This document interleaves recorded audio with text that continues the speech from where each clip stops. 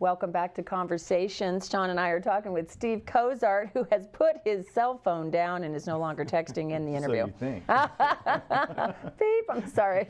Got a text. He's got an earpiece in there. He's still getting calls while he's talking to us. He's multifaceted like that. He is a multitasker. So you met with these people who shall not be named, and as a young 20-something group, not acknowledging your presence, you're trying to get the meeting started. What did you end up doing? Well, I didn't really take it personally because, You recognized. But I was trying to make a point. So I did kind of stand there for a moment.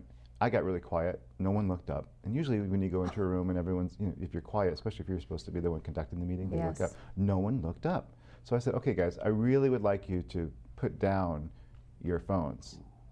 And they looked at me as if I was from another planet. They looked at me like I would ask them to remove their right arms.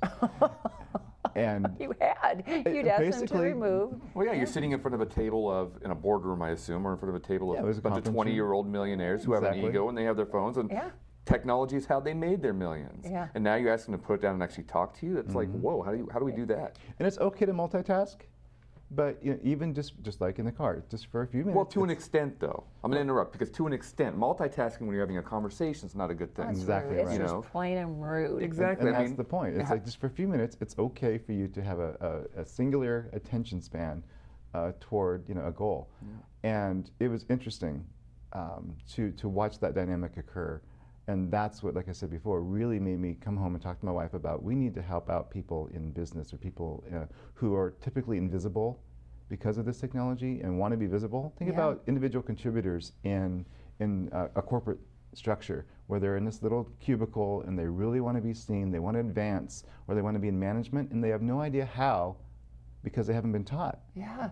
How to communicate, how to motivate, how to connect with people. Well, yeah, you could be the smartest person in the room, but if you don't know how to convey your ideas to others and get them to buy in to what you're trying to explain to them, then what's the point? You have to have those communication skills. It's very basic and rudimentary, but it's the truth. You have to be able to explain to people. Can you tweet that? It's basic and rudimentary. Pause. Let's pause the show real quick. Oh, it's so true. So this has become an additional thing that you guys are doing over at SLC Talent Factory. It's not just about acting, and it's not just it's presentation, getting yourself prepared for. Yes. Yeah. My wife today is traveling up and down in corporate America, talking to CEOs and C-level executives and helping them, coaching them to truly communicate not only person to person, but via the media, in boardrooms, to truly connect with people. And we found that this is needed because people sometimes at the top of organizations have no one to talk to. And you wonder how they get there without that skill, and just somehow they manage. Sometimes it's just a matter of you're in your job long enough.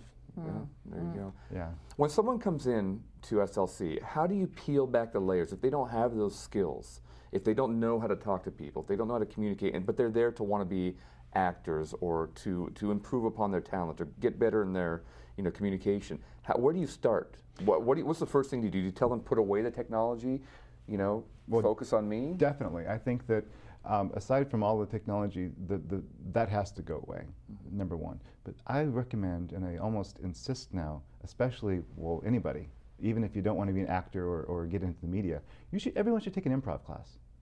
Everyone should get used to communicating quickly using their brain and getting their points across quickly in an unexpected environment. Catch them off guard a little bit. Exactly, because if you can do that, your brain starts working more efficiently, you start connecting, and you start listening. Because acting and improv is truly first more about listening. If I'm listening to what you say, I can think, react, and emote, and then say. Yeah. Right? And it's truly a way to help start people communicating better and not relying upon all this technology, all these search engines, all these web pages, Twitter to form their opinions. And think about how opinions are formed these days. Used to have conversations with people to have a debate. Now all you have to do is go online and there's every opinion out there in the world that you could possibly digest. And then, maybe, depending on how a certain conversation is going, could slant your opinion. Yeah, interesting. Does anybody have original ideas or original thoughts anymore, because I feel like it's just someone Google asks it. you a question. Yeah, Google someone asks it. you a question, and eventually this is what, if we don't change as a society, eventually what's going to happen is you're going to ask me a question. I'm going to go, how do I respond? Let me Google the response to that, or I'll go to ask.com or something like that. Yeah. Independent thought and opinions matter, and people are sometimes these days also afraid to express them. And it could be considered controversial. I like controversy sometimes, you know, not to be irresponsible, but let's get the conversation going.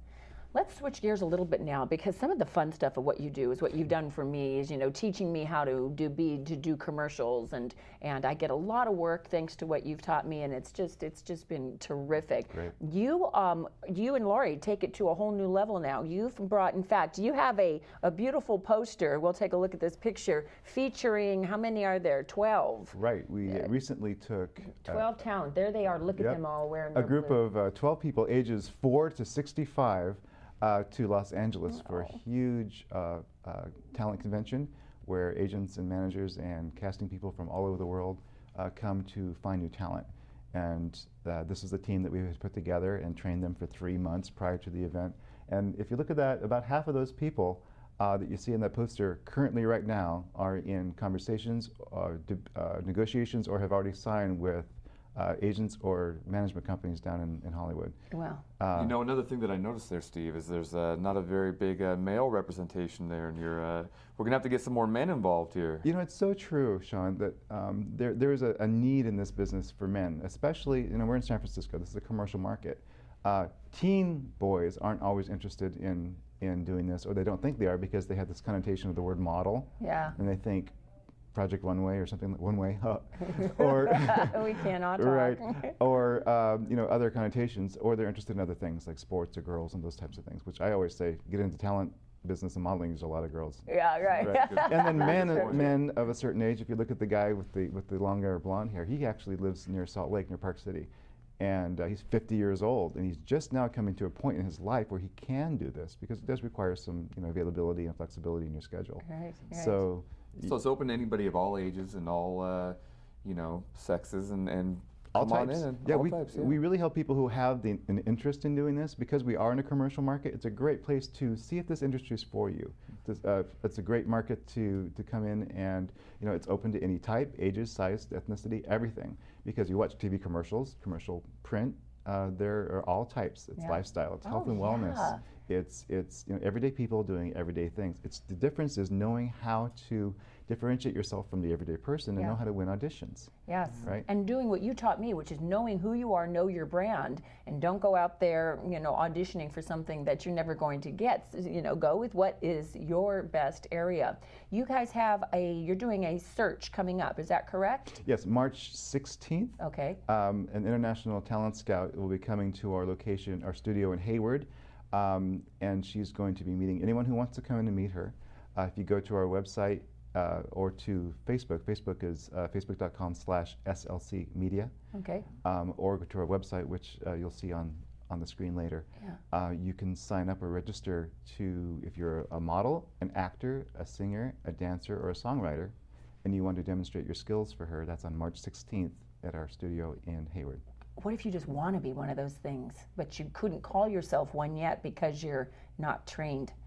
If you're not quite there and you have a huge desire or even an inkling, and maybe not ready to take it to that level, every Sunday, pretty much every Sunday at our studio, we have what we call the Model Actor Boot Camp, Introduction to the Commercial Modeling and Acting Business. That's at 1 o'clock at our studio every Sunday. We talk to people who are just kind of interested. It's just an informational gathering about the market, how they might fit in, and what they would need. Okay. We got to start somewhere. Yeah. You know? Well, they got me started, and look at me. And the nice thing is you might discover things about yourself that you may not have already known. You know, you may have always wanted to become an actor, get into the talent biz, and been, you know, have a little intrepid about getting involved, and go, you know what? After a couple sessions with SLC, you go, this is for me. I can do it. Yeah. I have people all the time come in saying, I just want to do voiceover, and you know, we can help them with voiceover, but you know, you also have a face. You also have hands. You also have a body. Why not try some of this other stuff? Because agencies in the Bay Area are looking for people who can do everything, because they want to be able to maximize your opportunities. I want to thank you for putting your phone down and for joining us today. It's been really, really hard. We probably have about 10 missed calls or texts. Yeah, get back to 'em. but they'll all be there. That's the thing, is they're all waiting for you. If maybe you yourself are noticing that your own kids aren't, probably putting the phone down enough, you maybe are interested in getting into it, you just want to set a better example or have a better presence out there, just give SLC Talent Factory a call. Well, let's just get out the website, SLC, that stands for Steve and Lori Cozart, by the way, slctalentfactory.com, or go to their Facebook. Tell us again the Facebook. Facebook.com/SLC Media. SLC Media. And that will tell you everything about this upcoming, about the boot camps, everything you need to know. But this is so great to have you here and taking this extra time to talk about something that we didn't need to talk about 10 years ago. I love being here. Here it is. It's great to have you here. And that'll do it for this edition of Conversations. Yeah, I hope you enjoyed it as much as we have, huh? If you liked our show, check us out on Facebook at facebook.com/tv30.org and like our Facebook page. All right, well, let's do this again next week. Until then, he's Sean. And she's Robin. Thanks for joining us. Bye-bye.